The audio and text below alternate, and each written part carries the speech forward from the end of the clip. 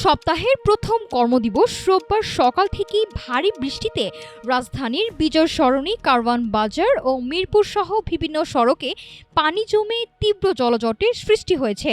আবহাওয়া অধিদপ্তর জানায়, শনিবার দিবাগত রাত ১২টা থেকে সকাল ৬টা পর্যন্ত মাত্র ৬ ঘন্টায় চলতি মাসের সর্বোচ্চ ৭৬ মিলিমিটার এবং ২৪ ঘন্টায় ৯৭ মিলিমিটার বৃষ্টি রেকর্ড করা হয়েছে।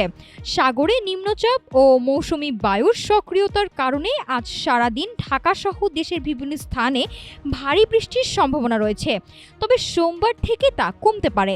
হঠাৎ এই জলাবদ্ধতায় স্কুল কলেজগামী শিক্ষার্থী ও অফিস যাত্রীরা চরম দুর্ভোগে পড়েছেন।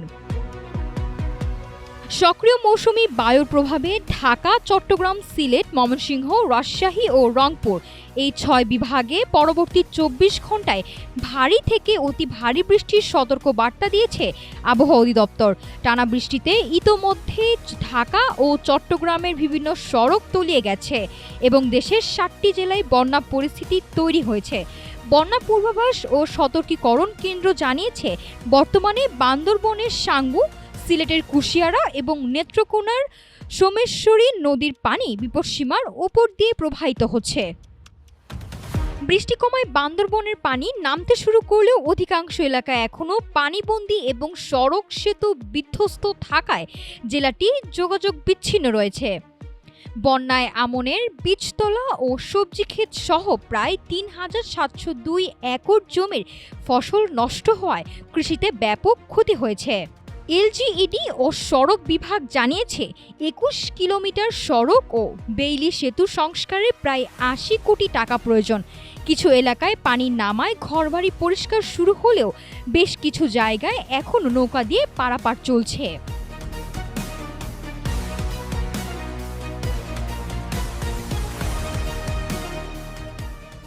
বর্ষিয়ান রাজনীতিবিদ ও সাবেক স্পিকার ব্যারিস্টার জমির উদ্দিন সরকার ৯৫ বছর বয়সে আজ রোববার ভোরে রাজধানীর একটি হাসপাতালে মারা গেছেন।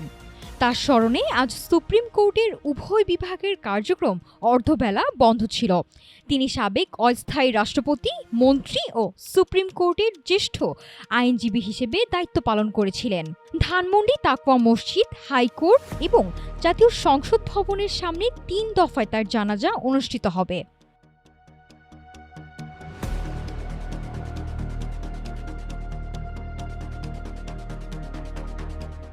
ঢাকার বজ্র থেকে বিদ্যুৎ উৎপাদনের লক্ষ্যে আমিনবাজার ও মাতোয়াইলে দুটি বড় প্রকল্প দ্রুত বাস্তবায়নের নির্দেশ দিয়েছেন প্রধানমন্ত্রী তারেক রহমান।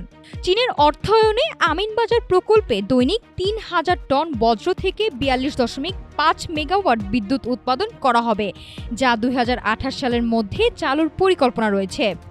অন্যদিকে দক্ষিণ কোরিয়ার সহায়তায় মাতোয়াইল প্রকল্পে বজ্র থেকে বছরে ১৫,০০০ টন মিথেন গ্যাস ও বিদ্যুৎ উৎপাদনের পাশাপাশি সার ও ইকোব্রিক্স তৈরি করা হবে। পরিবেশ বান্ধব এই প্রকল্প দুটি বাস্তবায়িত হলে রাজধানীর বজ্র ব্যবস্থাপনায় আমূল পরিবর্তন আসবে।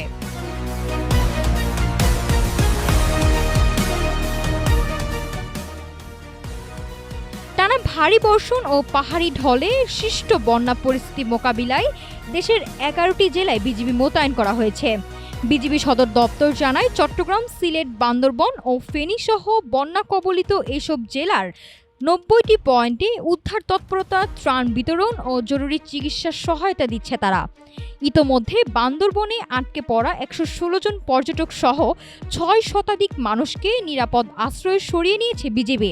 পাশাপাশি ক্ষতিগ্রস্ত সড়ক ও ঝুঁকিপূর্ণ সেতু সচল রাখতেও নিরলসভাবে কাজ করছে বাহিনীর সদস্যরা।